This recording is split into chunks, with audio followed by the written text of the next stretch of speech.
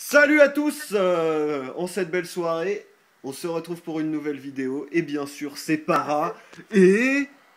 Kara! Ah, il avait envie de sortir celui-là. Motherfucker! Motherfucker. Donc, alors aujourd'hui les enfants, on vous retrouve pour une vidéo spéciale en fait, déjà la première de la OST. Ouais! Voilà, déjà Ce soir. la première OST, donc on est que deux malheureusement. On peut Ouais, mais pas... parce qu'on pouvait pas être plus. C'est ça, on peut pas faire une conférence vidéo et là on a besoin de la vidéo. Donc voilà. Voilà. C'est très important pour. Et ensuite, donc on va faire une vidéo un peu spéciale qu'il y en a qui ont tenté de faire et qui n'ont pas vraiment réussi à bien faire. Oh, on ne citera pas les noms. C'est ça, mais on va essayer de la faire mieux pour... Bah on va essayer, ça se trouve on va se chier, Ah mais... oui, c'est le but, bah oui, carrément. Donc on va essayer, et puis donc voilà, on va commencer. Donc on va vous expliquer en fait comment monter un deck sans se coller sur une decklist du net. C'est-à-dire, Oui, c'est assez régulier, c'est ça. effectivement. La base, on est d'accord qu'on va tous voir des decklists sur internet, mais c'est comment raisonner après avoir vu ça. Surtout aussi, c'est pas faire l'identique, mais raisonner sur comment le deck a été monté, pourquoi telle ou telle carte ont été mises dedans et pourquoi d'autres ont été écartées. Oui, et pourquoi, par rapport au nombre de staples aussi, et qu'est-ce que. Enfin, éventuellement, pour ceux qui ne savent pas c'est quoi un staple, c'est une carte qui est jouée dans tous les. Enfin, dans quasi tous les decks du méta, tous les decks que tous les grands joueurs jouent. On appelle ça des staples, donc c'est des cartes que tout le monde joue, qu'on retrouve très fréquemment dans nos decks. On va sûrement en retrouver là, je pense. Je pense aussi. Sachant que l'idée de cette vidéo n'est pas de dire comment faire le deck, parce que là, c'est un peu, enfin, on a pris un deck un peu out, c'est un peu fait exprès. Le but c'est pas de comment, enfin, c'est d'expliquer comment monter une synergie dans un deck. C'est ça. Alors qu'est-ce qu'une synergie? Tant qu'on y est, puisque pour les gens qui ne savent Ah, pas, mais qu'est-ce qu'une synergie? Une synergie, c'est quand en fait c'est en fait quand on arrive à créer un combo, on va appeler ça comme ça, ouais. qu'en fait le deck tourne très bien, quand en fait toutes les cartes peuvent être, enfin entre guillemets, hein, en tout cas la base, par exemple la base des monstres, ont une corrélation, comment on pourrait dire ça, un autre mot, enfin un Bah, sens, ouais voilà, ils ont un sens. ouais, c'est ça. Ouais. Euh, Qu'en fait ils vont tous bien ensemble et qu'ils ont tous leur place et qu'ils sont pas inutiles. C'est-à-dire qu'en fait ils sont là pour un but très précis dans le deck. C'est ça. Donc, justement, tu parlais des monstres. On va commencer tout de suite par la base de monstres. Donc, nous, on a choisi un deck. En fait, en gros, on a décidé de vous faire le montage du deck Lapin Sauveteur Bête Gladiateur. Donc, c'est fait exprès qu'on n'a pas pris un deck du format. Parce que c'est vrai que les decks du format, c'est dur de s'éloigner des decks profile des gens, etc. Et puis c'est moins intéressant, puisque vous Ouais, allez moins comprendre l'idée, en fait, puisque vous êtes déjà calé sur les decklists des gens, etc. c'est ça. Ouais, et le but, c'est un peu le but, C'est effectivement. ça. Donc, comme je viens de le dire, on va faire un lapin sauveteur bête gladiateur, donc avec une des bases du deck qui est donc le lapin sauveteur. Donc lapin sauveteur, on le rappelle pour ceux qui ne connaîtraient pas, qui va chercher deux monstres normaux du même nom, de niveau 4 ou moins, les invoque et les pète à la fin du tour. Donc, Voilà, donc là dans l'idée c'est pour mettre les Andal, les le seul handballs. monstre bête gladiateur qui est monstre normal. De mémoire c'est le seul, hein. C'est le seul. C'est le seul. Donc forcément très combo C'est dans le ça. deck. Alors c'est effectivement le. Alors du coup pour ce deck là c'est ça, c'est cette synergie là qu'on a choisi. La synergie du lapin sauveteur ramène 2 Andal. Alors pourquoi? Parce que en fait, il y a un monstre fusion qui s'appelle Essedari, qui se fait avec deux monstres bêtes gladiateurs, donc il n'y a pas de nom cité, d'où l'intérêt de jouer ça, ce qui accélère le combo. Andal, c'est un monstre qui a 2005, pas d'effet, mais 2005 d'attaque, donc qui passe à peu près les Lagia, les Dolka, toutes ces merdes, donc c'est intéressant. Donc voilà, donc on va avoir les lapins sauveteurs, donc pour l'instant, on en met 3 de côté parce que c'est fort. Est-ce qu'on en jouera 3? C'est la question de fin qu'on se posera plus tard. Donc ensuite, 3 Andal forcément, puisque c'est le seul monstre que va chercher Lapin Sauveteur dans le deck. Et j'ai anticipé en tout cas la petite question de plein de gens qui m'avait été déjà posée par MP. Les gens m'avaient dit oui, tu joues des lapins sauveteurs, pourquoi du coup pas jouer un splash de 3 Cabazol ou 3 Saberzor en plus pour sortir la Giadolka? Eh ben tout simplement parce que ça pète la synergie du deck. Exactement ça. C'est pas du tout combo quand on les pioche, alors encore moins que dans un deck Rabbit. Déjà que dans un deck Rabbit c'est pas tellement combo, mais alors là c'est encore moins combo du coup, puisque pour le coup, Oui, voilà, ça n'a aucun rapport. c'est ça, si eux ils ont un autre si Dino Rabbit a un autre dinosaure, bah, ils peuvent Exceed. Nous on en jouerait que 3, donc du coup faut les toper les 3, donc c'est un peu tendu, et quand on a 2 en main, on est bien joli. Donc c'est tout simplement pour ça qu'on ne splashera pas ces 6 monstres, ou même 3 de ces 6 monstres. Et j'ai même envie de dire, c'est juste par rapport à ce deck-là, parce que justement, si on voit un peu le deck. Alors, c'est un autre deck qui se base aussi sur le lapin, c'est deck héros. Portail. Ouais, voilà, Ouais. Hero Gate, mais avec les lapins. Alors, on peut très bien splasher justement, du coup, les Cabazols, parce qu'ils ont un vrai avantage dans le deck, puisque c'est des monstres hauts qui passent au portail et qui passent à la Miracle. Donc là, ça a un vrai intérêt. Là, il n'y a vraiment aucun intérêt. C'est ça, là ça pète vraiment. Voilà. Ça pète toute la synergie du deck, et du coup c'est pas combo. Surtout que le deck est déjà relativement assez. Enfin, il n'est pas très régulier, donc vaut mieux déjà pas lui mettre des bâtons dans les roues. C'est ça. Donc ensuite, on a les bêtes gladiateurs, j'ai envie de dire très standard, au nom de l'Aquarius. Voilà. C'est juste la patate du deck bête gladiateur. 1008 quand il est invoqué SP par un effet de monstre bête gladiateur. 2100, gros ton quoi en fait. Alors voilà, alors pourquoi le jouer lui Sûrement parce que c'est le monstre le plus fort du deck. Il manque un peu de patate ce deck effectivement. Donc c'est juste le seul but. Alors quand vous avez à faire un deck comme ça, alors ce deck là ou un autre, assurez-vous déjà en ayant regardé les compos des personnes, parce que déjà tout le monde sait que tout le monde regarde les compos. Assurez-vous que vous connaissez toutes les cartes, que vous savez les jouer.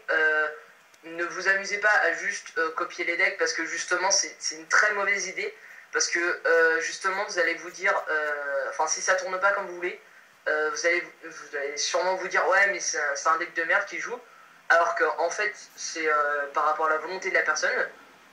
Donc là voilà, effectivement sur le cas du Bel Gladiator, pourquoi jouer ou pas 3 Lacarius, parce que c'est sûrement parce que la personne, bon là en l'occurrence c'est Para, souhaite mettre plus de patates au deck.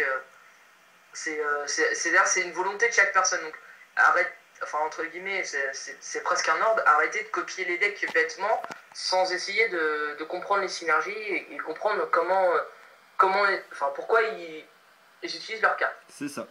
C'est bon, moi là, voilà, moi je vais en jouer 3 à la fin. Désolé. Moi non, mais t'as raison, parce que moi là je vais en jouer 3 à la fin, ce qui n'est carrément pas le choix des gens qui jouent Bête Gladiateur en général, de ce que j'ai vu en tout cas. Mais moi, c'est parce que je trouve c'est très fort. Et puis ça fait Héraclinos, donc ton à 3000 qui annule les spells et trappes, donc je trouve ça très fort. Passons au monstre suivant, au nom de Ekest. Alors bon là j'en ai que 2 sous la main, j'aurais pu vous en présenter 3 mais bon bref. Alors Ekest c'est le monstre en fait qui va recycler les cartes Bête Gladiateur, et je précise bien les cartes. C'est-à-dire les MP aussi, d'où l'intérêt d'en jouer plus d'un seul en fait. Pour éviter de l'avoir dans sa main et d'avoir entre guillemets une carte morte. C'est ça, et ça reste quand même un monstre 1006, 4 étoiles. Presque le plus fort du deck aussi. C'est quelque chose qui tape presque fort aussi. Et puis qui recycle. Donc, alors bien sûr, ça c'est combo sans trop de secret avec le chariot qu'on présentera tout à l'heure. Mais voilà. Ensuite, Samnit. Donc là, j'en avais 2 sous la main, donc ça tombe bien. Alors Samnit, moi personnellement, je le joue que à 1. C'est un choix personnel. Alors pourquoi 1 ? Parce que moi je joue Corne de la Bête Fantôme, donc du coup lui son attaque est boostée machin, et donc c'est très intéressant puisque lui tutorise toutes les cartes Bête Gladiateur. Alors point culture, tutoriser une carte dans un deck, explication de Monsieur Cara. Donc en fait tutoriser c'est vraiment pas compliqué, c'est d'aller chercher une carte de son deck. Alors la carte la plus connue à ce jour c'est quand même Sangan, la carte la plus jouée en tout cas. Donc en fait c'est simple, tutoriser c'est juste aller chercher de son deck Enfin, si c'est dit, allez chercher de votre deck en tout cas. Sinon, enfin, il y a des cartes qui disent du cimetière, je pense notamment à ce Mass de Restriction, mais c'est pas un vrai tuto. Tutoriser, c'est juste en fait aller chercher une carte de son deck. Je rappelle aussi que quand on tutorise, quand on va chercher une carte de son deck, il est important, très important, de mélanger son deck après et de demander éventuellement la coupe de l'adversaire, parce que justement, y a eu de nombreuses triches sur des gros tournois de personnes qui en fait faisaient des fausses coupes, donc mélanger par exemple, couper juste à la moitié et demander de couper. Alors vu que la masse de personnes, c'est généralement on prend la moitié du deck et on met au-dessus de l'autre. Il y en a beaucoup qui ont triché sur ça. C'est des cas assez réguliers. Donc il faut toujours faire très attention par rapport à ça, parce qu'il y en a qui jouent sur ça pour gagner. C'est un peu dommage, ça fait un peu mal au jeu, mais il y a des tricheurs. De toute C'est façon. ça. Donc ensuite on continue. Myrmidon, bête gladiateur. Donc carte qui a toujours été jouée à 1 pour reprendre les compos des gens qui jouent bête gladiateur, que je jouerai à 1. Alors pour la simple et bonne raison que c'est une grosse merde, il a 800-400, 3 étoiles, donc inutile dans le deck, sauf pour son effet, qui est de péter un monstre gratuitement sur le terrain quand il arrive par l'effet d'un monstre bête gladiateur. Et c'est donc pour ça qu'on va le garder, parce que c'est quand même un effet très très fort. Donc voilà, alors pas à plus qu'un, je pense que la raison est évidente, puisque c'est nul, ça tape pas fort, ça défend rien, et que c'est pas bien dans la main. Donc voilà, c'est vite expliqué et c'est vite fait. Alors oui, aussi pourquoi, par exemple, parce que je pense qu'il y en a que t'as pas mis, genre Dimachère. Je pense notamment à Dimachère, parce que Dimachère c'est une très vieille carte, enfin, qui a jamais été réalité. Ouais. Alors pourquoi ne pas jouer Dimachère? Donc Dimachère c'est aussi un bec gladiateur qui a 1006, qui peut taper 2 fois. Alors pourquoi ne pas le jouer alors que c'est un bec gladiateur? Alors là, question bateau. Alors, admettons pourquoi. C'est très. Alors Dimacher, déjà je crois que quand il attaque, il est pas renvoyé dans le deck, si je me trompe pas. Ah si si. Si. Ah si, il fait exactement le même effet que les autres. Ah mais ouais, ouais. Non mais alors il a 1006, c'est ça? Ouais. Et il tape 2 fois à 1006. Et puis c'est un bête guerrier. Alors pourquoi, alors là c'est juste dans la compo, pourquoi ne pas l'avoir inséré? Alors déjà, juste simplement question de place, déjà honnêtement. Ouais. Mais bon, ça c'est... Aussi par rapport à ça, combien il faut se préconiser pour les decks? Combien il faut de monstres? Combien il faut de magie? Combien il faut de pièges en général? Bah ça va tout dépendre du deck, mais moi personnellement dans mes gladiateurs, déjà quand t'arrives à 16 monstres, c'est déjà tendu d'en rajouter.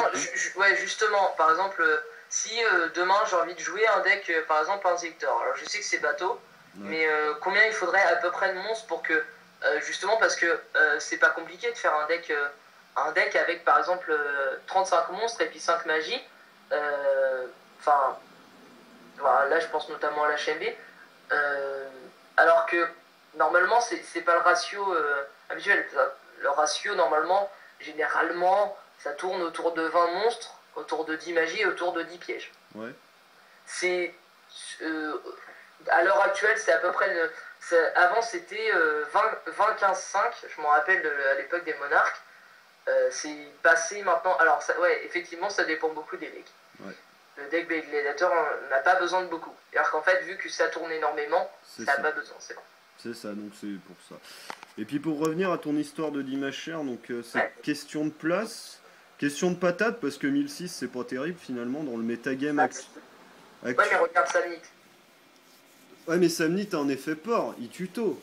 Ce qui permet d'aller chercher toutes les cartes bête gladiateur. C'est-à-dire, t'as besoin d'un chariot, tu vas la chercher. T'as besoin d'un monstre en main, tu vas le chercher, tu vois. Ah, mais moi je refuse pas, c'est juste pour que justement il y ait plus d'explications. Non, mais c'est ça, bah voilà, en fait, c'est ça. Alors que l'autre, ouais, il tape 2 fois, c'est cool, mais c'est pas terrible par rapport aux opportunités que les autres monstres nous donnent, en fait. Alors, et puis par rapport au méta, effectivement, le méta est assez agressif. C'est ça, ouais. Donc voilà. Ensuite, on va continuer, donc Darius, donc lui en fait quand il est invoqué par l'effet d'un bête gladiateur, il invoque spé un monstre du cimetière. Alors tout simplement je le joue que à 1. Parce que, alors parce que déjà je joue fissure dimensionnelle dans le main deck, mais bon, ça c'est autre chose. Mais aussi parce que il a 1007, que le monstre qui est invoqué spé est dépendant de lui-même. Donc c'est-à-dire que si Darius saute, le monstre qui a été invoqué spé saute. Non, il saute pas, il revient dans le deck, je crois. Non, non, il saute, je crois. Non, si, je crois qu'il revient dans le deck.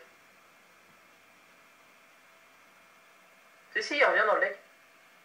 Non, mais je sais. Ouais, c'est ça. Je suis sûr, ouais. Ouais, c'est ça. Non, mais... Non, oui, c'est vrai, ça reste qu'il est dépendant. C'est ça, ça reste qu'il est dépendant, et moi c'est ça qui me gêne le plus. Alors par exemple, si on peut plus faire fusion contact, bah ça va être le monstre qui va nous permettre de faire tout simplement Xyz. En fait, pour moi c'est le monstre Xyz en général, puisque mes fusions contact je les fais largement avec mes lapins sauveteurs.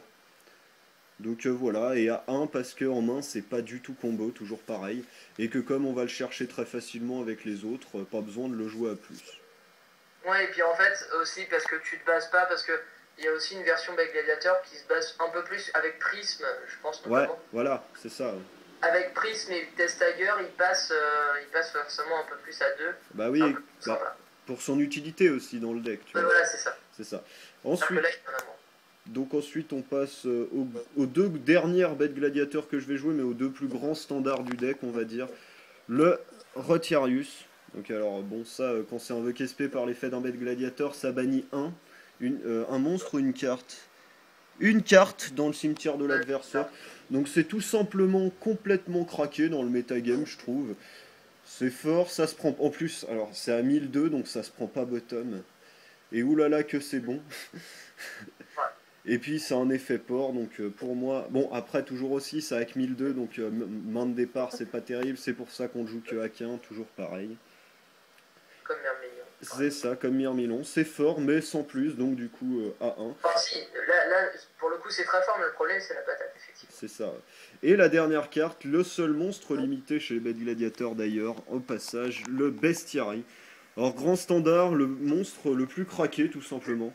Quand il est invoqué SP par un monstre bête gladiateur, on détruit une MP. Alors là, jusque là, c'est pas terrible. Enfin si, c'est pas mal, mais c'est pas son but. Non, son but c'est de finir en fusion contact pour faire le port Gisarius 2400 qui détruit 2 cartes sur le terrain quand il arrive, et que quand il tape, en plus il retourne dans l'extra deck et il invoque 2 SP depuis le deck. C'est d'ailleurs pour ça que Bestiary est limité à 1, parce que justement Gisarius est tellement fumé que... Surtout que pour ceux qui savent pas, on peut poser... Par exemple, on a un Rotirius sur le terrain, on peut poser Bestiary et annoncer la fusion contact en révélant juste le Bestiary. Donc il se prend pas bottom, mais du coup, si Gisarius prend bottom, ben, on efface quand même sa bottom déjà. Et puis 2 autres cartes qu'il contrôle, donc c'est gratuit. C'est vrai. Donc alors, aussi par rapport au nombre de cartes dans le deck, là on voit bien que les cartes essentielles sont jouées à 3. Alors c'est le cas dans tous les decks. Alors on peut prendre l'exemple par exemple du deck Inzektor. Alors là je prends l'exemple le plus bateau, je suis désolé, mais on sait très bien que Centipede, Libellule et Frolon c'est des cartes que tu es obligé de jouer x3. Là dans le deck il y a des cartes qui sont indispensables x3. Alors je pense notamment à Andal. Bah, c'est le seul qui est indispensable x3, c'est le seul. C'est ça. Parce que, et alors pensez ça par rapport à tous vos decks, il faut que vous vous disiez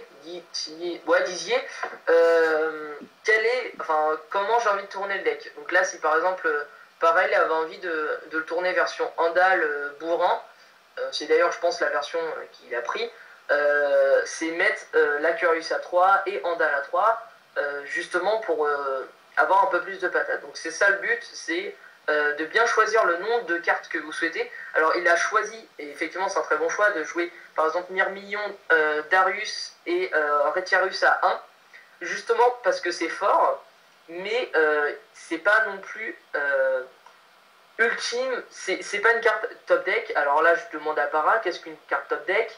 Bah, la carte top deck, ça va être la carte que tu vas piocher en milieu de partie quand t'es dans la merde et qui va juste te sauver ou retourner la situation ou juste te faire faire un gros move qui va pouvoir soit retourner la situation, soit te faire juste reprendre l'avantage du terrain. Exact. Donc voilà, mais justement le but du deck... Alors oui, alors petite astuce aussi que j'ai vu sur Lithium 2300, donc je lui fais un coup de pub aussi en passant, pourquoi Ouais, pas. parce que c'est trop fort cette chaîne. Ah non, c'est pas Lithium, c'est AZN Ace White Dragon, Ouais. aucun rapport. Aucun rapport. Qui en fait, très facilement, si vous voulez voir comment tourne votre deck, vous mélangez votre deck 4-5 fois et vous faites 6 piles de 6 cartes. Et les 4 dernières, vous y touchez pas. Et vous révélez vos 6 cartes et vous regardez si vous avez une bonne main. Vous regardez sur vos 6 tas. Et si sur vos 6 tas, vous avez par exemple 4 mains normales, une main moyenne et une main pas top, c'est que vous êtes sur la bonne voie. C'est-à-dire que le but, parce que c'est quand même Yu-Gi-Oh!, c'est un jeu quand même aussi de chance par rapport à sa main de départ. Si vous avez 4 bonnes mains et une main pas top et une main vraiment pourrie, vous pouvez vous estimer que votre deck a une bonne synergie et qu'il est jouable. Cool ça, ça c'est bien. Donc pour finir dans cette histoire de synergie, là on a notre base de monstres bête gladiateur. Alors on a vu que j'ai enlevé un Samnite depuis la présentation. Pour la touche finale de ces monstres, je vais décider de retirer un lapin sauveteur et de le jouer que à 2. Alors pourquoi? Et ben voilà. Alors pourquoi? Tout simplement parce que c'est pas vraiment top deck.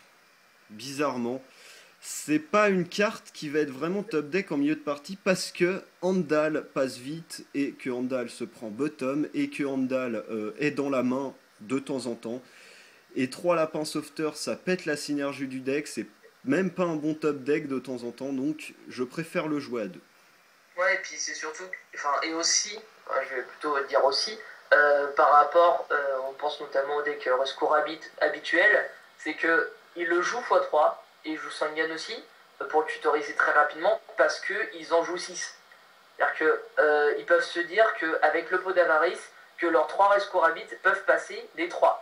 Que là, c'est-à-dire que, sauf à l'exception où il fait des renvois dans le deck, le Rabbit, c'est pas une bonne, comme tu as dit, c'est pas une bonne carte de top deck, surtout quand on a les Andal en main, alors effectivement ça devient encore moins top deck. C'est ça. Donc voilà, donc pour la base BG, on est cool. On va mettre tout ça de côté. Donc on est à Par, combien? par rapport aux autres monstres, tu dis quand? J'y arrive. Ah, d'accord. 5, 6, Juste par précaution, t'es à peu près à combien là? 10, 11, 12, 13, 14, 15. Donc là, on est déjà à 15, donc c'est très bien. Non, non, non, je parle en minutes. Oui, oui, non, en minutes, on est à 23, mais on s'en fout, on fera 2 parties au pire. Alors, on attaque les autres monstres. Ok. Donc c'est génial, les autres monstres. Alors, le monstre qui fait du bruit et qui est craqué, illusionniste d'effet. Voilà. Oh, mais pourquoi le joues-tu pas en main deck? Alors bah déjà, je le joue pas en main deck parce que je joue fissure dimensionnelle. Déjà, c'est la première raison. Et que Monsieur Kara va vous faire un plaisir de vous expliquer pourquoi, si je joue Veiler et que j'ai fissure sur le terrain, c'est pas combo. Parce que, en fait, très rapidement, fissure dimensionnelle envoie directement deux. S'il devait être envoyé au cimetière, en fait, il est retiré directement à la place. Sauf que le illusionniste d'effet, c'est une obligation qui passe par le cimetière. Alors, je pense à illusionniste, à Ange de loyauté aussi, ou Brionac. C'est des monstres qui, en fait, dans leur texte, disent doit être envoyé au cimetière. Alors, s'ils ne passent pas par le cimetière, par l'effet par exemple de macro ou de fissure, et bah du coup c'est pas possible de le placer. Donc c'est pour ça que je ne le jouerai pas. Et puis c'est surtout que tu as autre chose qui le compense. En plus, mais pour l'instant on va dire que c'est pour cette raison. Oui, et c'est déjà une très bonne raison. Mais faut savoir que Illusionniste, on parlait de Staples tout à l'heure, Illusionniste est un Staples dans les decks, puisque Évidemment. pas beaucoup de decks jouent Fissure ni Macro en main deck, et que c'est une carte très très forte pour contrer le metagame actuel, sans la priorité encore plus. C'est ça. Et alors, c'est de plus en plus joué à 3. Alors, faites attention aussi à ça. Si vous sentez pas de le jouer à 3, ce qui est une possibilité, surtout pour les decks un peu fébriles, le jouez pas à 3, jouez-le à 2. C'est beaucoup plus stable. Ça permet d'avoir effectivement sortir de situations un peu délicates, mais de pas nous, parce que c'est pas du tout une carte top deck. C'est-à-dire que justement, parler de top deck, c'est pas du tout, mais c'est une impossibilité d'être une carte top deck. C'est une carte qui justement est bien premier tour. C'est justement pour ça que tout le monde le joue x3, c'est pour l'avoir au premier tour. C'est ça. Donc ensuite on passe au suivant. Donc alors là ce sera typiquement pour le deck Bête Gladiateur. Ce sera les tics de laboratoire. Alors ça je vais vite présenter, vite passer parce que c'est très typique pour le deck. Mais je sais qu'on va me demander pourquoi je les joue pas. Alors la tourne que j'ai vue sur internet, c'est on fait Rabbit, on ramène 2 Andals, on se paie Bête Gladiateur, on renvoie un Andal dans le deck, on invoque Bestiary. Et on fait Fusion Contact Gisarius. C'était le combo. Alors, tout le monde le joue à 3 sur internet, j'ai vu. Moi, ça m'a pas plu. Alors, déjà parce que j'affectionne pas tellement cette carte. Pareil, on parlait de top deck. Alors ça en top deck, mais alors jamais. Ça sert vraiment à rien. Ça a 600-300. Si on contrôle pas de bête gladiateur, ça ne sert à rien. Et puis, comment expliquer Enfin voilà, c'est très cheap puisque mon combo en fait va plus être basé sur le contrôle avec avec Essedari, avec Corne de la Bête Fantôme dessus et tout. J'ai pas besoin beaucoup de faire de rotation, enfin, au point de jouer des Test Tiger en fait. C'est pour ça que je le jouerai pas, donc je vais m'arrêter sur cette carte, je crois que c'est assez dit. On va passer ensuite à une carte qui parle beaucoup d'elle, qui fait parler beaucoup d'elle en ce moment. C'est les bonhommes de neige carnivores. Alors c'est joué de temps en temps main deck contre Rabbit directement, donc d'ailleurs dans Rabbit. C'est pas mal, enfin c'est très fort même. Moi je les jouerais. BG d'ailleurs aussi. De quoi? C'est très très fort contre BG aussi. Aussi, oui, c'est clair. Et moi je ne les jouerai pas dans le main deck, parce que tout simplement, j'ai pas la place, parce que déjà je suis à 15 monstres et que c'est bien. Et que aussi que c'est pas vraiment mon but, puisque j'ai déjà des cartes pour contrer les gros tons du metagame. Donc c'est pas intéressant de les jouer main deck. Voilà, on va s'arrêter là, c'est très bien. Ensuite, une carte qui a toujours fait partie plus ou moins du méta, c'est les Thunder King Ryo. Alors ça, tout le monde connaît, on va rappeler pour ceux qui ne connaîtraient pas. Donc les joueurs peuvent pas ajouter de cartes du deck à la main sauf s'ils les piochent. Et en plus, quand il y a un monstre qui invoque SP, on peut le sacrifier pour annuler. Non, on l'envoie au cimetière. Oui, on l'envoie au cimetière. C'est quand même ça change pas. Oui, alors très rapidement sur le skill drain, si on a Thunder King, on peut faire l'effet de Thunder King, de l'envoyer au cimetière, parce que c'est un coup d'envoyer. Alors généralement les gens pensent que c'est un coup de sacrifier, mais il y a aussi des cartes, c'est des coups d'envoyer. Alors je pense à ça, je pense à Chassofter. Chassofter n'étant plus joué, plus possible, mais c'est aussi une carte. Enfin, c'est des coups. En fait, il faut regarder les running. Alors sur vos cartes, n'hésitez pas, et sur les cartes de vos amis et de ceux contre qui vous jouez, n'hésitez pas à regarder les running parce que c'est très très important. Il y a eu beaucoup de zouilles, donc je pense notamment à Peter Gross, au YCS de Toulouse, qui avait zouillé sur l'effet de son Dark Flare Dragon. En fait, il se créait une loupe qu'il n'avait pas le droit de faire. Alors les arbitres ne savaient pas, ne connaissaient pas le running de...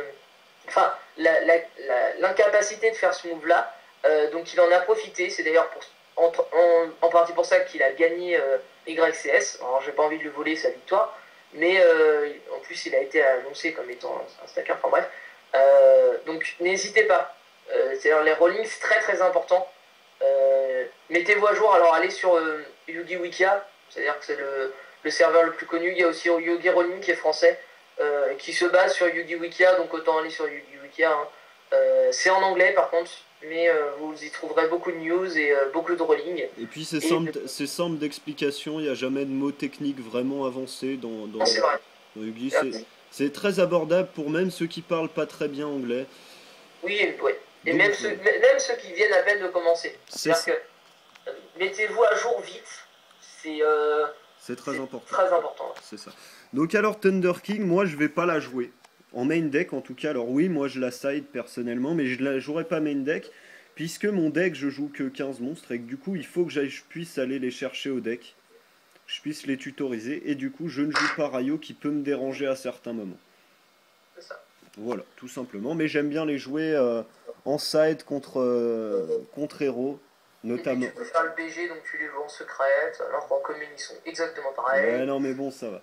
Ensuite, prochaine carte Ouais. qui est très très forte, que j'apprécie beaucoup, c'est Taupe Géante Néospatienne. Alors, c'est n'importe quoi. Cette carte, c'est très fort. Euh, Enfin là, du coup, pour le coup, je comprends pas vraiment pourquoi tu le joues pas. Parce que c'est vraiment justement très très fort dans le deck. Ah, mais parce que je la joue en fait. Ah, tu la joues? Ah, ok, attends, pardon. Oui, parce qu'en fait, c'est une carte qui va me permettre de me débarrasser de pas mal de cartes qui me font chier. Typiquement les Reapers et toutes ces merdes que je peux pas gérer. Tu vois. Hein? Zenmain aussi. Ouais, voilà, tout ça. Toutes ces grosses merdes. En Ouais, fait, voilà, c'est c'est ça. tous les monstres qui vont rester sur le terrain que je vais pas pouvoir niquer en fait. Moi, ça va me déranger. Et alors ça, cette carte, c'est au début de la damage step. Quand cette carte combat, on peut renvoyer les deux monstres, donc la carte que j'ai attaquée et taupe, dans notre main. Alors ça me permet de me débarrasser juste de tous les chieurs du metagame. Donc c'est juste très très fort que je joue main deck taupe. Je vais y arriver. Juste, par contre, sur le coup du Reaper et tout, c'est un avantage en fait. Hein.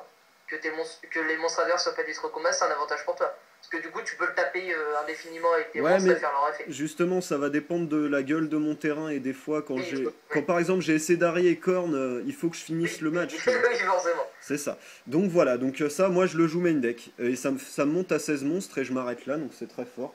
Et bien sûr, alors la carte Staples que je ne joue pas, mais qui est très forte. Gorz, je me devais de la présenter, même si je la joue pas.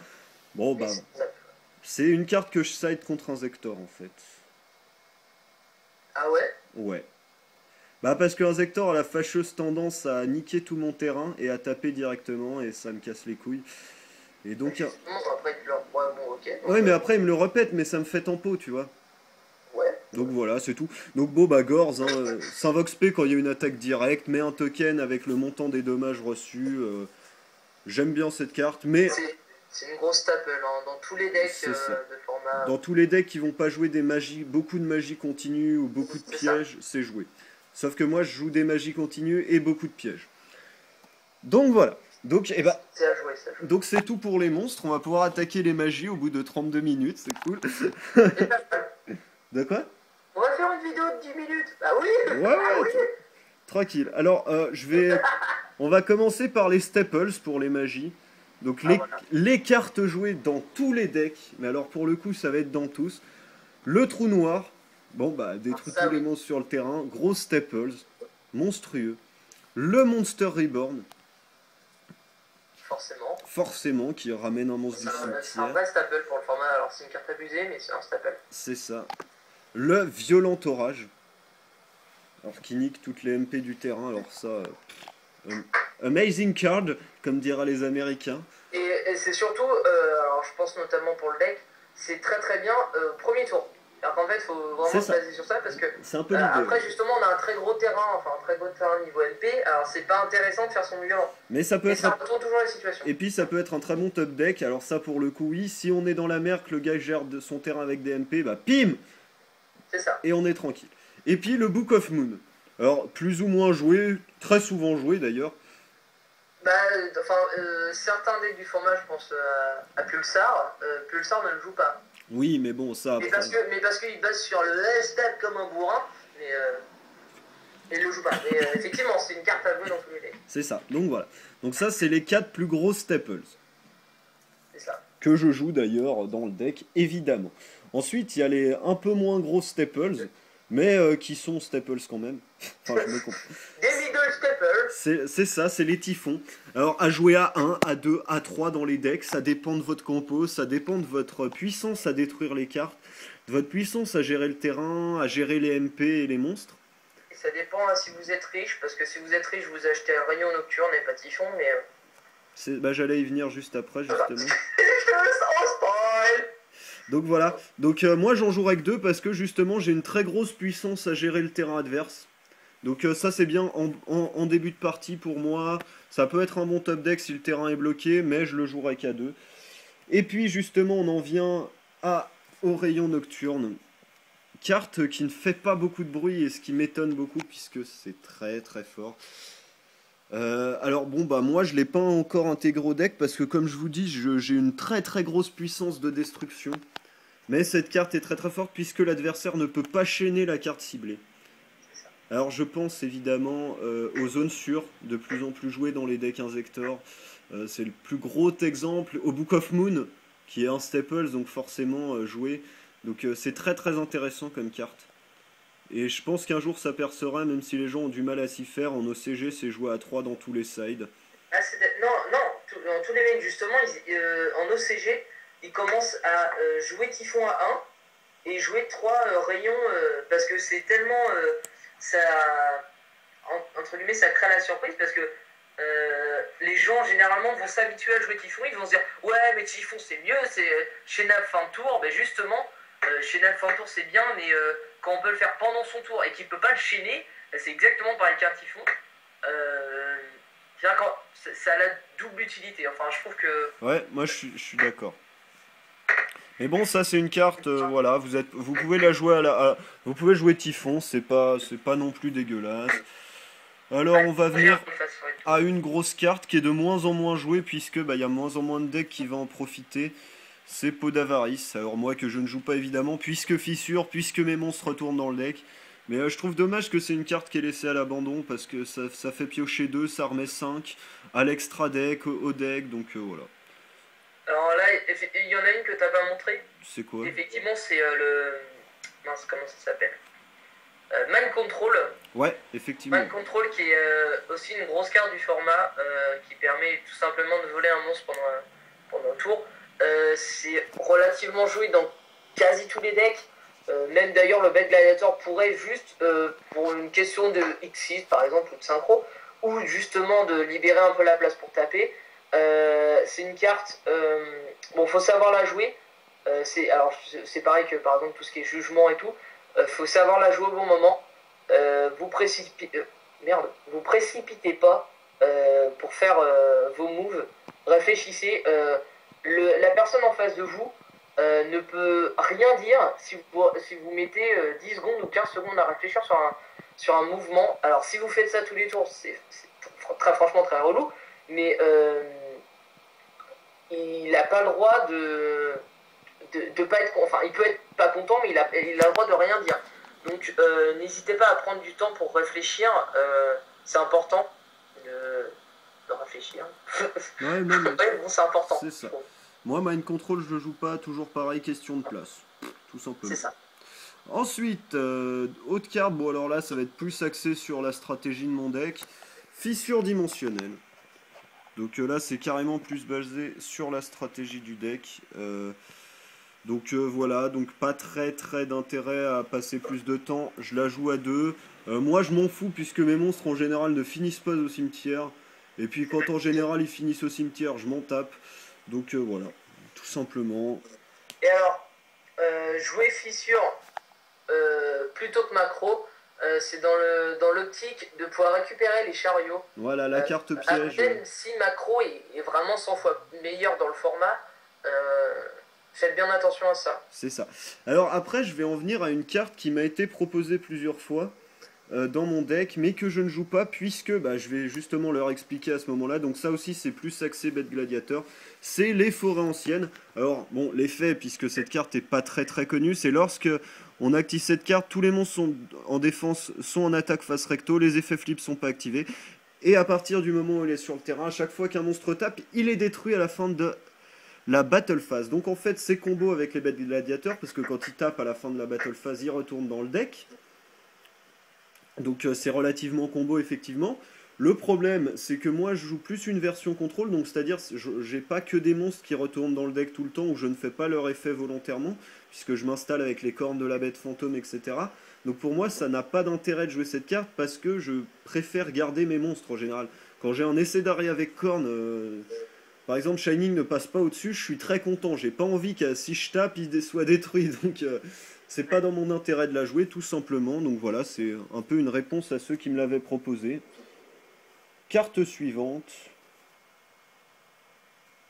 Le tuto par excellence des bêtes gladiateurs, arène de bêtes gladiateurs. Donc ça, tout simplement, ajouter un monstre de type bête, enfin un monstre bête gladiateur de niveau 4 ou moins depuis votre deck à votre main. Donc, bah, que demande le peuple? Alors, très clairement, ça permet d'avoir non pas 15 monstres mais 17. Parce qu'en fait, c'est une vraie carte qui permet d'avoir un monstre le tour où on a la carte. C'est ça. Et donc, alors on parlait de top deck tout à l'heure. Pour le coup, ça c'est un top deck juste absolument monstrueux puisqu'on va chercher tous les monstres qu'on joue. Sauf les 3 rabbits. Enfin, les 2 rabbits, pardon. Et la taupe. Donc pour le coup, c'est un vrai très bon top deck.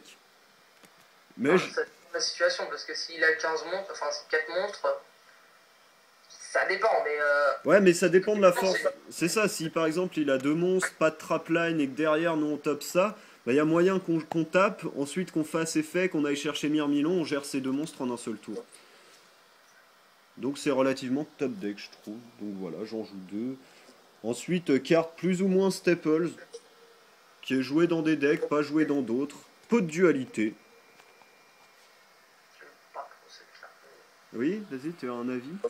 Alors oui, c'est une carte, c'est une staple.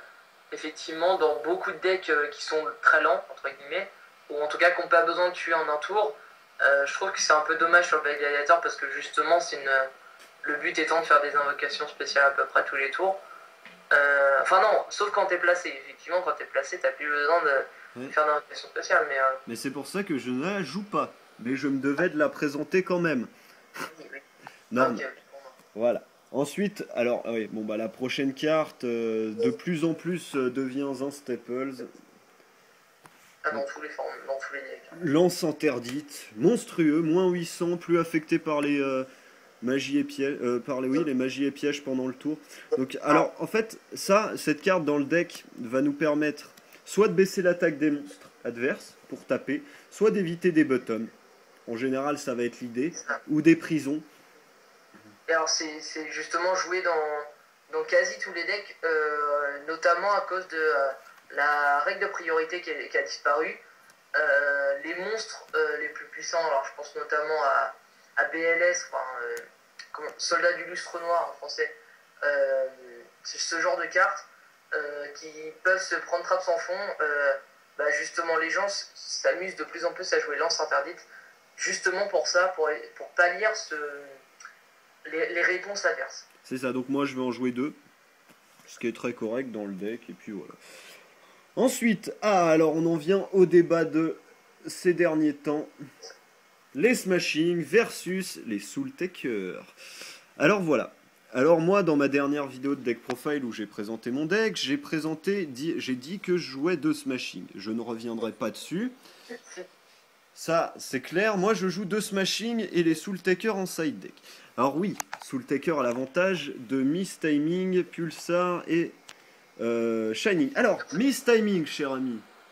Alors, Miss Timing, c'est quand on n'a pas la possibilité de faire son effet parce que c'est pas le dernier effet de la pile. Alors, c'est un peu compliqué. Vas-y, prends un exemple. Par exemple, Shining.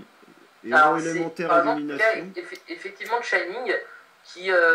alors là, effectivement, par rapport à Voleur d'Esprit, Voleur d'Esprit va détruire le monstre. Donc ça, c'est la première action. Et la deuxième action, c'est de faire gagner, de donner 1000 life points à l'adversaire. Alors, pourquoi Shining Miss Timing? Justement parce qu'en fait, l'effet de Shining, c'est quand il est détruit, on peut aller chercher jusqu'à 2 monstres. Donc en fait, c'est quand c'est des effets qui ne sont pas obligatoires. Parce que les effets obligatoires, il y a impossibilité de faire une mise de timing. Ouais. Donc là, effectivement, le Shining n'a pas la possibilité, c'est pas un effet obligatoire, donc puisque ce n'est pas le dernier effet, ce n'est pas d'être détruit, et du coup, il va pas avoir la possibilité de faire son effet. Voilà. Donc alors, moi maintenant je reviens à ma petite explication. Je vais continuer à jouer 2 destructions terrestres et mes 2 voleurs d'esprit en side, tout simplement car je n'ai pas forcément la puissance de lui faire perdre 2000 points de vie en plus des 8000 de base. Selon les parties, je vais peut-être pas pouvoir taper assez fort. C'est un deck qui manque pas mal de patates.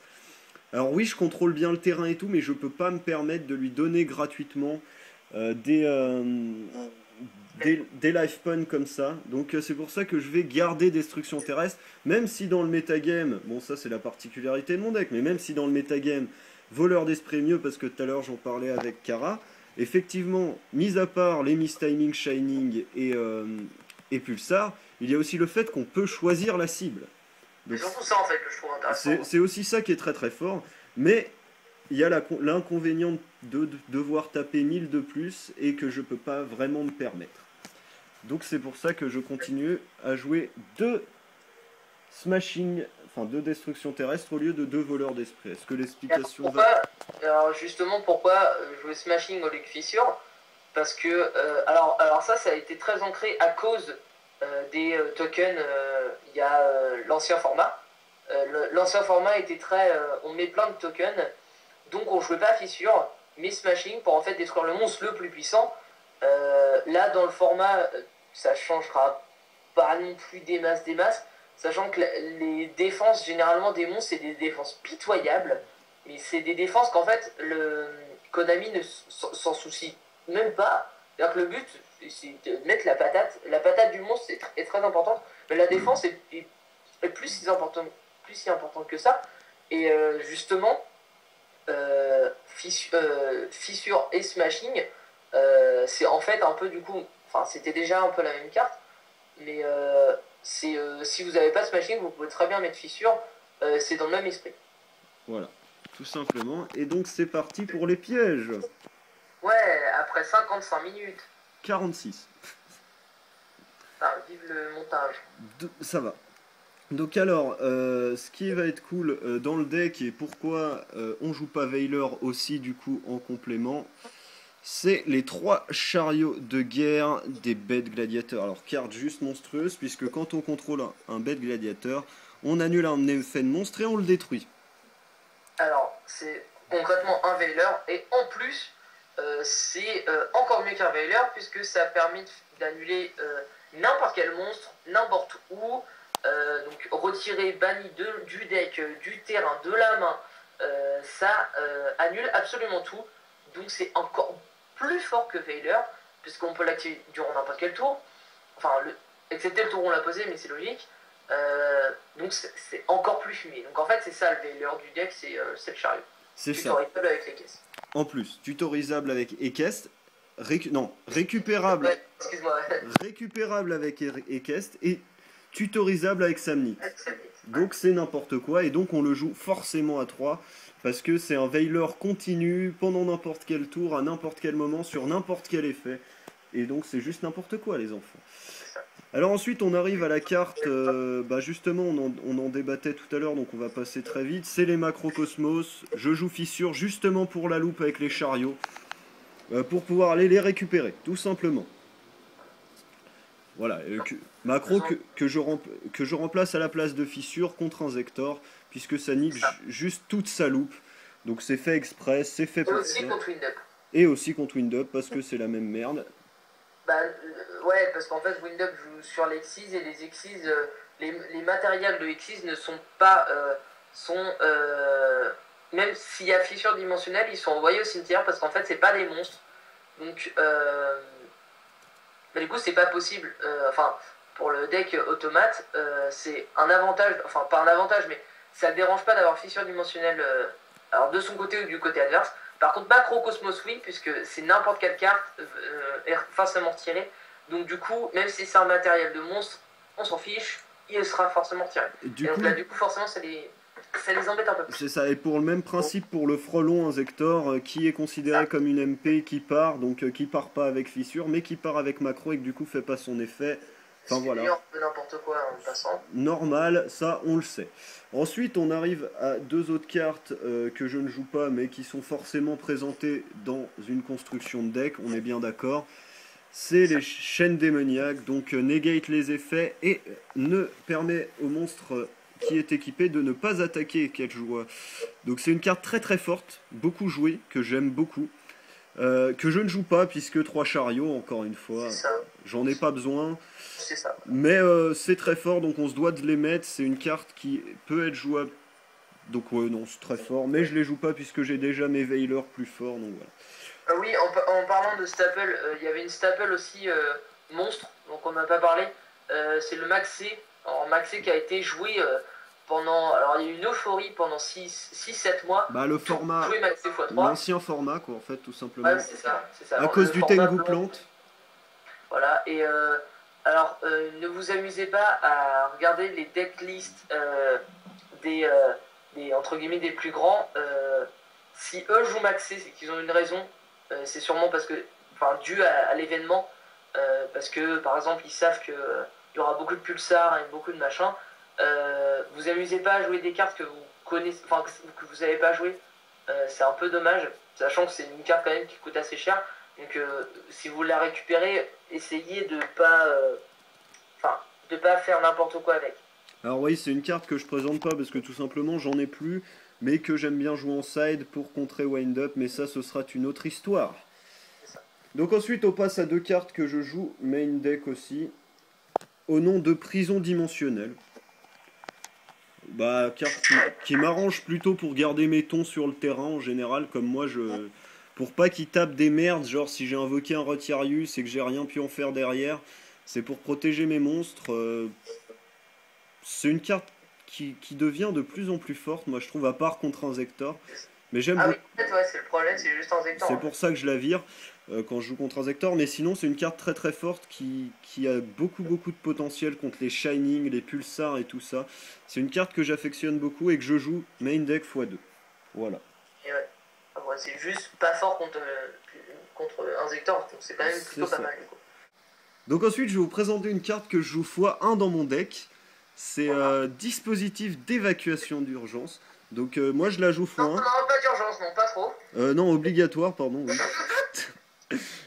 Donc c'est ce qu'on appelle un splash. Kara, définition. Docteur Kara. Docteur. Un splash. Donc un splash, c'est une carte qu'en fait, qui à la base n'est pas dans la synergie du deck, mais qu'on décide de jouer parce qu'en fait on connaît son deck et on connaît la carte, on sait qu'elle peut être placée dedans. Alors c'est notamment du coup le cas de Compulsory. Vu qu'on présente cette carte là, c'est Compulsory. C'est une carte en fait splash parce que on pourra la jouer x2 ou x3, mais en fait on la joue que x1 justement. C'est par intérêt parce que c'est une très bonne carte. C'est sincèrement une très bonne carte. Une staple. Enfin, moi je considère que c'est une staple, encore une fois. Mais c'est une carte qu'on considère elle est bien x1. C'est-à-dire qu'elle est super bien quand on l'a, mais il faut pas se baser un peu trop sur ça. Donc c'est un splash, c'est-à-dire qu'on s'amuse à le jouer que x1. Mais ça arrive souvent sur pas mal de decks et les splashs sont importants. Les splashs, c'est vous qui devez les faire. Justement, parce que là, vous auriez pu voir par exemple un seul Compulsory, vous vous dites ah mais c'est complètement à chier, moi mes cartes je les joue x2 ou je les joue pas. C'est une erreur de penser ça. Il y a des cartes qui sont très bien à placer que x1, justement pour pas non plus alourdir le deck, mais qui sont très bien. Donc là, notamment le Compulse dans le deck en plus, c'est très très fort. Ça permet en plus de varier un peu ses moves. Merci docteur, donc voilà, donc je la joue x1. Le monologue de Monsieur Kara. Donc ensuite on passe à une carte qui est plus jouable en side et jouée en side par la même occasion. C'est le cas de paralysateur de piège Strapstun, donc qui est en train de, entre guillemets, alors attention, entre guillemets, de remplacer dans certains decks Décret Royal, et je dis bien dans certains decks, et entre guillemets. Entre guillemets, tu peux l'enlever ton entre guillemets, hein.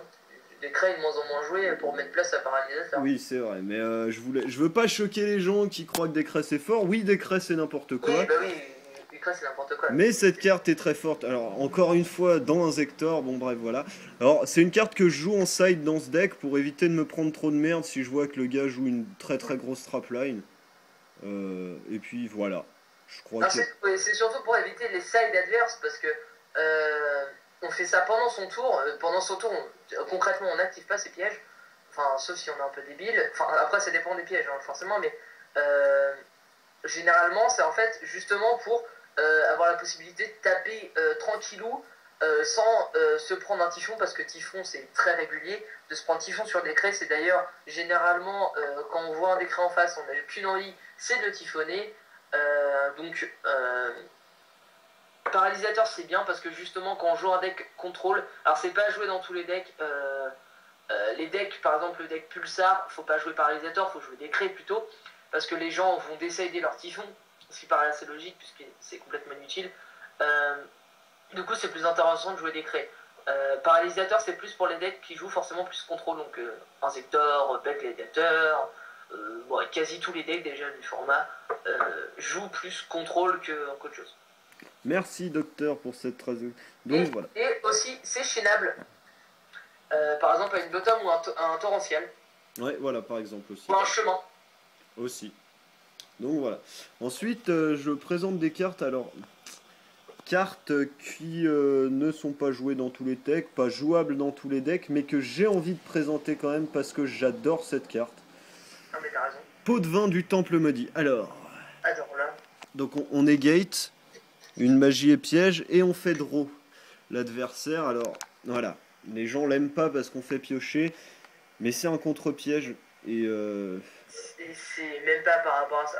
Très sincèrement, génial, ça fait piocher une carte, mais dans le format c'est de moins en moins important de piocher une carte. Enfin, c'est important forcément, mais c'est moins important. Je suis désolé, concrètement, on annule un trou noir ou un Monster Reborn ou un violent ou un avertissement divin ou un jugement solennel. Alors c'est très marrant sur jugement solennel parce qu'il perd la moitié de ses life points pour rien. C'est une très très bonne carte que je conseille de mettre dans pas mal de decks contrôle justement parce que tout ce qui est deck skill drain, des decks comme ça, jouez-la parce que ça fera jamais un vrai CA pour l'adversaire parce qu'il préférera toujours faire son violent plutôt que piocher une carte. Piocher une carte. Oui, il piochera une carte, mais si on a un terrain blindé et qu'il pioche un monstre ou même typhon ou n'importe quoi, ce sera toujours moins bien que son violent. Suffit de bien jouer son pot d'advance. C'est ça, et puis il faut dire que rien ne remplace violent, donc on lui annule, ou rien remplace reborn, donc on lui annule, il est véreux par derrière. Donc, moi qui joue excavation, mais c'est pas joué. C'est ça. Donc carte que je ne joue pas, mais que je tenais à présenter parce que c'est fort. Alors, ensuite, on va suivre par un petit débat. Encore une fois, présenter deux cartes qui ont presque le même effet, mais une que je trouve plus fumée que l'autre. Chemin Lumière d'Étoile et la Révolution Globale est finie. Alors, donc Chemin Lumière d'Étoile, tout le monde connaît. On annule dès qu'il y a un effet qui est activé, qui doit péter deux cartes ou plus qu'on contrôle, on annule l'effet et on détruit la carte. Ensuite, on peut invoquer un Stardust. Alors, point positif, ça negate un violent, ça negate un trou noir si on contrôle deux monstres, et en plus, on a un Stardust gratos. Point négatif, on se prend Warning dessus, ou on se prend Jugement dessus, enfin... Non, ouais, concrètement, c'est plus, on se prend Warning et Trapstun. C'est ça. Maintenant, donc voilà, ça c'est fait. Carte que je ne joue pas. Révolution globale est finie. Lorsqu'une carte magie piège ou effet de monstre qui doit décrire minimum de cartes sur le terrain. Alors déjà, elle tire son avantage que c'est pas que de votre côté. C'est ça. Alors c'est très sincèrement une carte qui n'est pas exploitée. Alors je l'ai mis en carte du jour il y a un petit bout de temps. C'est une carte qui est vraiment sous-exploitée que je trouve nettement plus forte que Chemin. Justement parce que ça se prend pas warning, c'est très important de ne pas se prendre des warnings, surtout sur un chemin parce que chemin, généralement ça annule le violent et si on se prend warning sur le chemin, et c'est juste un peu dommage, on perd juste toutes ces MP. Alors si on se basait que sur le chemin pour annuler le violent, c'est un peu fini pour nous. Je trouve que, alors, concrètement ça annule d'autres cartes très intéressantes du format, notamment Scrap Dragon je pense. Scrap Dragon qui pète deux cartes sur le terrain. Donc ça l'annule, ça le retire aussi parce que ça retire la carte. Elle n'est pas juste détruite et envoyée au cimetière, elle est aussi bannie. Donc c'est, je trouve quand même assez intéressant. Plus intéressant que le chemin. Effectivement, le chemin offre la possibilité du Stardust, mais je trouve que Stardust après ça dépend des decks, mais je trouve que sincèrement je trouve que la contre-piège est quand même mieux. Et puis contre-piège, voilà, tout simplement. Voilà, et contre-piège, donc je prends pas mal de trucs. C'est ça. Donc je joue aucune des deux, mais voilà, fallait présenter ce petit débat, puisque je suis d'accord avec Kara, moi c'est une carte que je préfère jouer à chemin. Donc voilà. Ensuite, je vais présenter une... Ça fait plus fun en plus. C'est ça. Donc je vais présenter ensuite une carte qui n'est plus exploitée du tout. Ce qui est dommage. Ce qui est très dommage puisque c'est très très fort. Au nom de Colère Divine. Alors pour ceux qui connaissent C'est pas... bien dire au nom, j'ai remarqué. De quoi? Excuse-moi. Non, rien, continue. Donc carte, pour ceux qui connaissent pas, on défausse une carte et on annule l'activation d'un monstre à effet et on le détruit. Ce qui est trop fort. Ce qui est trop fort et ce qui est un contre-piège encore une fois. Donc Géralco jugement concrètement. Voilà, c'est un peu... C'est l'idée en fait. Et donc, et puis c'est très très fort. Parce que piège, donc voilà quoi. Bon, non mais, et puis même juste... dans certains decks, alors par exemple le deck, je pense à l'insecteur encore, mais l'insecteur qui il s'en fout de perdre son frelon de sa main, faire colère divine, c'est une colère divine gratuite puisque le frelon qui soit dans la main ou dans le cimetière, ça change strictement rien pour les insecteurs. C'est quand même une grosse carte, en tout cas pour le deck, je trouve que c'est vraiment très intéressant. et puis on passera aussi en revue la coccinelle et la sauterelle qui sont jouées dans tous les decks insectors qui peuvent se faire défausser par colère divine sans aucun problème. Et ça remplace très très bien Veilor puisqu'on peut le faire pendant le tour adverse. Enfin, pas forcément pendant sa main phase en fait, et moi c'est ça que je trouve fort. Donc carte que je ne joue pas dans le deck Bête Gladiator puisque je peux pas me permettre vraiment beaucoup de défausser ma main. Mais carte que je voulais présenter. Ensuite, bon bah carte que je joue à deux, alors ça c'est totalement que moi qui joue, mais encore une fois c'est dans mon combo et c'est mon idée. Donc pareil, je n'ai pas copié les decks puisque aucun deck ne la joue, mais moi j'ai envie. Corne de la bête fantôme. Alors effectivement, c'est un peu ma carte du moment cette carte puisque j'aime beaucoup beaucoup cette carte. Donc c'est un piège qui devient une carte d'équipement à un monstre bête ou bête guerrier. Et ce monstre gagne 800 points d'attaque. Et quand le monstre équipé détruit un autre monstre au combat, on pioche une carte. Ce qui est très important pour le format. Alors, ça fait double avantage parce que on le fait en damage step, il se prend pas typhon. L'adversaire peut pas faire typhon en damage step 3. Ça fait surtout perdre le monstre adverse et ça fait piocher. En fait, ça fait un +1 inversé. C'est-à-dire qu'en fait, pour une carte, on change deux choses sur le terrain. Une chose sur le terrain et une chose dans la main. Donc ça fait un avantage de +1. Je trouve ça assez intéressant. Et puis, alors aussi, donc la synergie du deck, c'est très important. Et puis, ouais, c'est vrai que c'est très important puisque Lapin Sauveteur ramène Andal. Andal, fusion contact, on fait Essedari. Essedari passe sous corne de la bête fantôme. Essedari avec corne de la bête fantôme, 3300. Shining le gère pas. Je trouve ça très très fort du coup. Ensuite, on a Andal en main, il a 1009 d'attaque, on lui met ça, il a 2007. Alors imaginez l'adversaire qui se retrouve avec un... Surtout que ça peut pas se prendre chaîne démoniaque. C'est ça, donc n'importe quoi. N'importe quoi, donc très très fort. Donc je joue à 2. Ensuite, on va enfin passer au staple piège. Oh, attention. Donc, alors, staple piège, double hommage torrentiel. C'est une carte indispensable. C'est une carte... Alors moi que je joue à 1, mais pareil, c'est dans la synergie du deck, j'ai tout le temps des monstres... C'est tout le temps des monstres sur le terrain, donc je la joue que x1. Mais encore, ça ne tient qu'à la stratégie du deck, et pas du tout... Donc c'est ça, mais c'est très très fort. Depuis que c'est passé à 2, c'est presque un staples à 2 dans tous les decks, parce que c'est très très fort.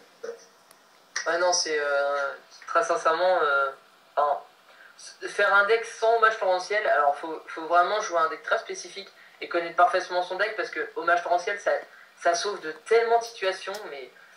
même concrètement, l'adversaire a un top deck, il top deck justement, il top deck un monstre, on fait hommage torrentiel même si c'est sur un seul monstre, ça fait du 1 pour 1 entre guillemets, et lui se retrouve entre guillemets tout nu, c'est un petit peu, ça offre forcément, un avantage.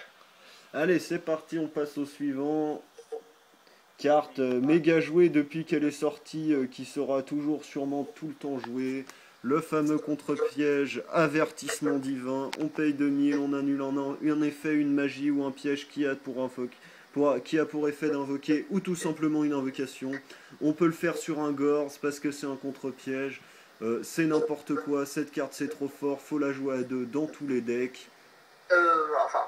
quasi tous les decks. Oui, non mais voilà, Ouais. effectivement, Dans tous les decks où il y a un minimum de trapline, alors c'est qu'est-ce ça. qu'une trapline? Alors, bah, vas-y, qu'est-ce qu'une trapline? Une trapline, c'est bah, concrètement, ça veut dire la ligne de piège. C'est le nombre de pièges que vous jouez dans votre deck. La trapline, généralement, donc en fait, le nombre de pièges que vous jouez, généralement, c'est autour de 7-8, donc je vais expliquer tout à l'heure. Euh, il faut, si vous en jouez plus, c'est sur un deck spécifique. Si vous en jouez moins, c'est aussi sur un deck spécifique. Généralement, très sincèrement, ça tourne autour de 7-8 parce qu'il y a des cartes qui sont tellement indispensables. Alors, notamment, effectivement, là, les deux avertissements divins et les deux hommages torrentiels, ça fait déjà 4. Donc, ça va très vite. Il y a d'autres staples en plus niveau piège. C'est-à-dire qu'en fait, les pièges, sauf si on joue un deck spécifique, il y a des pièges qu'il faut jouer un peu dans tous les decks. Donc, bah, ça fait qu'il y a forcément un minimum de trap lane. Merci Docteur Carré. Et puis au passage, cette carte c'est n'importe quoi, je ne dirais pas plus. Ouais. À jouer à deux, que je joue à deux. Ensuite, alors le dernier vrai Staples pour moi, enfin non, c'est pas le dernier vrai Staples, mais voilà. L'autre solemne en fait tout simplement, le jugement solennel. Plus, alors bon voilà, limité à un, faut le jouer à un. Donc vous négayez tout simplement une summand, une MP. Tant que vous payez la moitié de vos points de vie. Alors, une carte pas du tout combo en début de partie. Une carte très très combo en milieu de partie parce qu'elle coûte pas cher. Mais en début de partie, honnêtement, si vous la jouez correctement, cette Oui, carte peut vous faire ruiner tour 1. Ça m'est encore arrivé cet après-midi. Si vous l'avez, alors faut pas la gâcher parce que c'est déjà une carte très très forte et en plus vous payez 4000 au début de partie. Donc c'est une carte à pas gâcher, mais si vous la placez correctement, l'adversaire prend tellement cher qu'après il remonte jamais. Je l'ai encore prouvé cet après-midi en jouant. C'est une carte que j'affectionne beaucoup. et Euh, effectivement, sur des decks très contrôle, l'avoir tour 1, c'est presque bien parce que justement, on joue pas beaucoup de monstres généralement. Donc, on va faire entre guillemets peur à l'adversaire, on va le firer. Alors, firer, c'est lui faire peur, lui faire croire des choses, enfin le bluffer en fait. Donc, par exemple, en posant 4 MP, si l'adversaire ne connaît pas votre deck, il va penser que vous jouez chemin lumière d'étoile, donc ne va pas faire violent par exemple. Euh, et s'il a pas peur, eh ben, il va faire violent. Et donc du coup c'est bien quand même d'avoir le jugement, sauf si vous avez bah, forcément 3 MP de merde, donc autant pas les poser du coup. Euh, oui, autant laisser passer le violent, ça lui a fait gâcher son violent, mais 4 MP ça fait quand même beaucoup.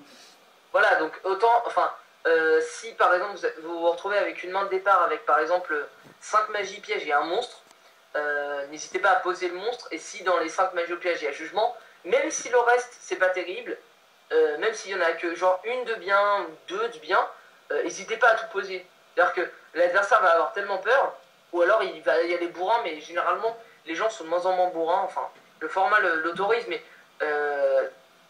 ça passe moins. Et puis, honnêtement, vous pouvez winner avec un jugement en début de partie. Donc moi, je trouve cette carte très très forte. Donc voilà, Bien placé, ouais. pour moi, c'est un des plus gros staples avec les torrentiels et les warnings. Voilà. Ensuite, je passe à des cartes qui sont de plus en plus délaissées. Enfin, deux qui vont revenir, une qui est délaissée. Alors, celle qui est un peu délaissée et que je trouve assez dommage, mais bon, c'est le format qui le veut.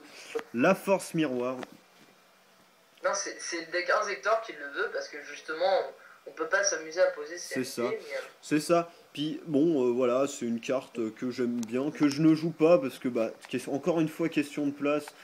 Mais voilà, c'est quand même une carte à présenter et qu'il faut pas négliger dans les decks. C'est pas parce que le format avec le Inzector décide qu'on pète les MP avant d'attaquer et qu'on pète tout le terrain avant d'attaquer qu'il faut décider de pas la jouer parce qu'il va pas caler sa loupe tout le temps. Et ça reste quand même très fort et c'est une très bonne carte. Non, et même pour les decks, entre guillemets, les decks un peu middle, les decks un peu du.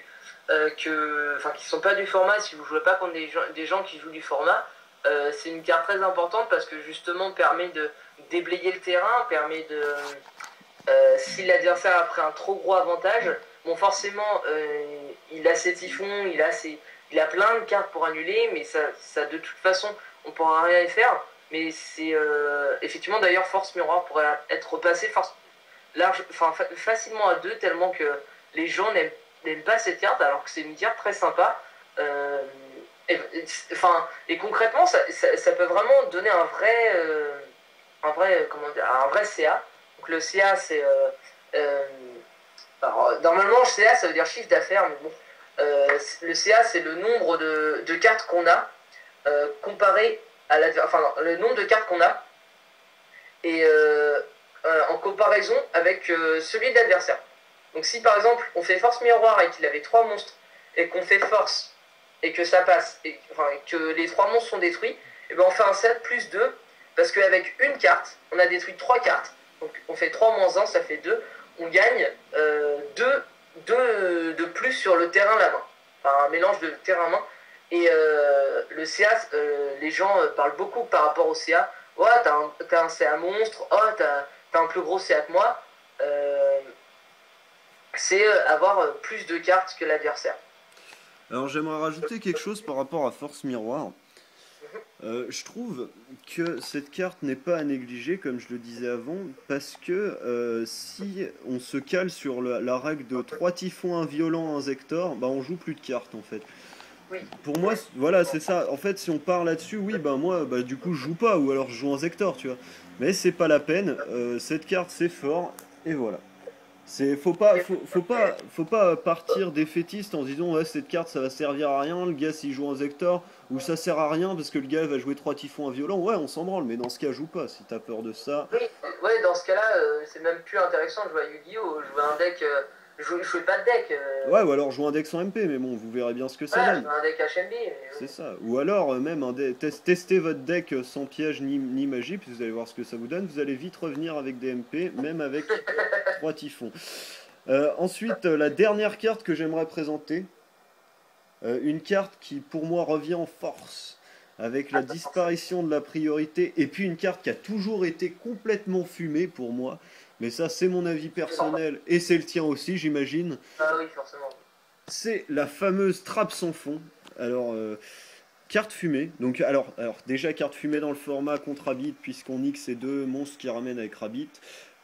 Carte fumée, bah, techniquement contre mon deck. Tous les decks, hein. C'est ça, contre un Zector, si on avait 2 MP et qu'il nous nique l'autre MP, on nique son 1000 pattes, ce qui n'est vraiment, mais alors vraiment pas négligeable. Parce que s'il est parti pour un OTK épée par exemple, et ben il le cale pas son OTK épée et il l'a bien profond. Parce que si on a réussi à prendre un trop gros avantage ou qu'on pioche un Veiler ou que tout simplement on a des bonnes cartes en main et qu'on a une bonne sortie, le gars va tout simplement perdre.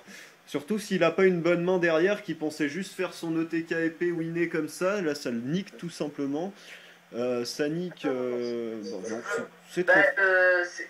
Même contre Windup, ça nique le chasseur. Contre Pulsar, ça nique alors soit Red Eyes, soit Pulsar en fonction de la situation. C'est ça.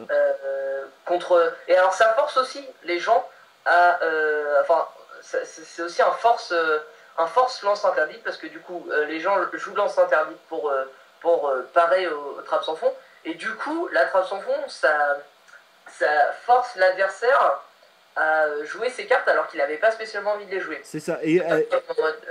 Et puis à derrière perdre en avantage, puisque si le gars vous met un Red Eyes à 2008 qui baisse son attaque de 800, donc que son Red Eyes passe à 2000, il peut pas forcément gérer vos merdes derrière, parce que si vous avez des gros tons ou genre juste un Zen Maness, il peut pas le gérer.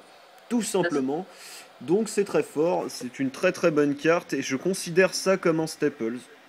Oui, et c'est d'ailleurs, alors historiquement, les trappes sans fond ont été bannis, enfin passés à 2 il y a, je crois, 1 an et demi, si la mémoire est bonne, 1 an et demi ou il y a 2 ans, 1 an et demi je crois. C'était format X-Saber et tout, non? Ouais, c'est ça. En fait, ils avaient mis la trappe sans fond à 2 et le Book of... Ah non, c'était Book of Moon, pardon. Book of Moon est passé à 1 justement parce qu'en fait les Japonais ont eu 1 an et demi avant nous la règle des priorités et du coup ça devenait le Book of Moon devenait trop fort en fait et c'est pour ça qu'ils l'ont passé à 1. Donc, voilà, c'était juste petite histoire par rapport à la règle alors pour montrer quand même qu'on est vraiment en retard. On a dû attendre 1 an et demi pour avoir la règle des priorités, ce qui est un peu dommage. Et eux ils ont réagi tout de suite sur leur banlist par rapport au fait qu'il n'y avait plus de priorité. Donc ils avaient viré le Book of Moon. Et dire Enfin, c'est ça, et dire que Bottom est passé à 2 sûrement pour la même complexité d'effets. c'est sûr, ouais. Parce que chez nous, X-Saber, ça faisait un malheur, et chez eux, depuis la priorité, ça faisait beaucoup moins de résultats, forcément.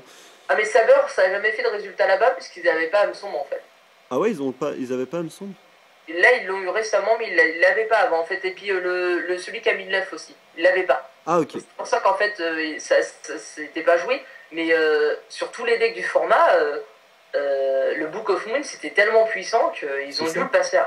Et puis imaginez un Gotham's avec la priorité. Un Gotham's, non, je dis n'importe quoi. Un tueur de troll avec une priorité, c'est n'importe quoi comme carte. Alors que sans priorité, c'est plus si fort que ça. Oui, c'est un monstre très craqué, très très fort, mais finalement, pas si. Ça se prend, Trap sans fond. C'est ça, ça se prend bottom. Donc voilà. Donc bah voilà. Alors on arrive à la fin de ce petit truc. Alors on a encore fait 24 minutes. 1h10. Donc je pense on va essayer de je vais essayer de gruger un peu sur les passages un peu mous et tout. Donc j'espère que ce genre de vidéo vous aura plu. Alors on tient à dire avec Kara qu'on a pris beaucoup de plaisir à faire cette vidéo. Quand je lui ai proposé l'idée, il a tout de suite été très très chaud. Et que si c'est suivi et si ça vous plaît, on va faire pareil pour les sides, pour les extras. On peut builder des decks pour vous, enfin avec vous, pour vous, selon vos...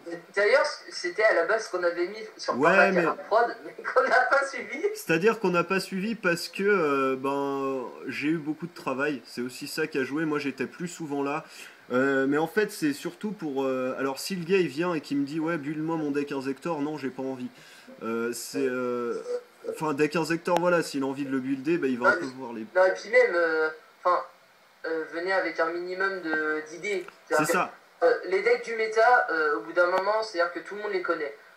Vous venez et vous dites, par exemple, j'ai envie de faire un deck, je sais pas moi, un deck... attends, un deck alien, parce que je l'ai en face de moi. J'ai envie de faire un deck alien, mais moi je suis fan. Mais moi je vous le montre tout de suite, les enfants. Ça. Et pas de problème. Et j'aimerais dire aussi, ce qui pourrait être très intéressant avec vous, c'est qu'aussi que vous arriviez avec des idées. Pas que nous on doit... Enfin, c'est cool, nous on aime bien de builder, ça c'est pas le souci, mais si vous avez des idées, du coup ce sera un peu plus votre deck et ça pourrait être beaucoup plus intéressant pour vous d'avoir, à tes souhaits, d'avoir votre deck, même si vous nous demandez des conseils, nous bien sûr qu'on sera là et que ça nous fera très plaisir de vous aider, mais c'est encore mieux si vous arrivez avec des idées de combos, par exemple, vous nous dites, ouais, j'avais idée de faire ça, j'avais pensé à jouer ça, mais il n'y a pas une bonne synergie, ça tourne pas bien, c'est instable, machin. Et ben nous, mais bien sûr, il n'y a pas de problème, on arrive, on passe par là avec notre baguette magique, et puis on essaye, parce que peut-être on va pas y arriver, mais on essayera de vous faire quelque chose avec ça. Ce qui pourrait être très intéressant pour nous, puisque moi je cherche toujours des nouveaux decks à faire, peut-être ça nous donnera des idées. Et puis, parce qu'on aime ça... Et puis on avait fait ça aussi, j'avais fait ça avec Bobo, donc Bobo 91 et 91, donc c'est un mec, un membre de l'OST. Bon, c'est pas forcément exclusivement réservé à un membre de l'OST. Hein, non, carrément pas, même. Déconner, mais forcément c'est un membre de l'OST, donc on l'aide un peu plus. Mais effectivement, j'avais vu son deck profile, alors là c'était moi qui étais curieux. J'avais vu son deck profile et je lui ai dit il y a des problèmes, il y avait des trucs que je comprenais pas. Et il m'a dit oui, effectivement, il y a des petits problèmes. On en a parlé, on a discuté de certaines cartes. Il a été content des cartes qu'on a pu parler, des cartes. Il a découvert des nouvelles cartes. Ce qui est très bien. Nous, ça nous fera toujours plaisir de faire des decks, surtout quand on sait que ça peut aider vraiment quelqu'un. Parce que si c'est histoire de dire de faire un deck profile, nous, ça ne nous intéresse pas spécialement.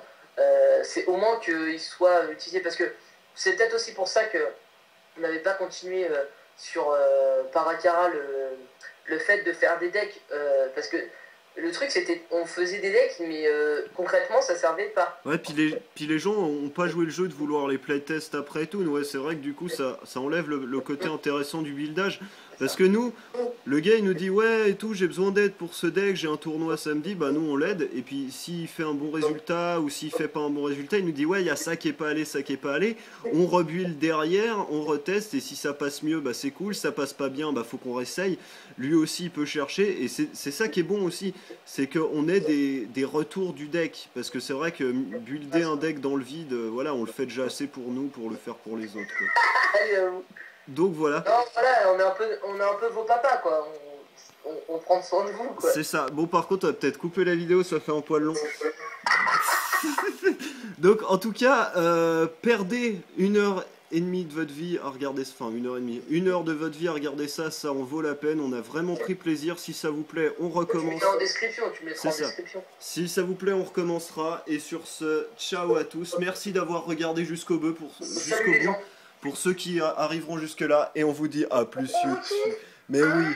Allez, salut YouTube.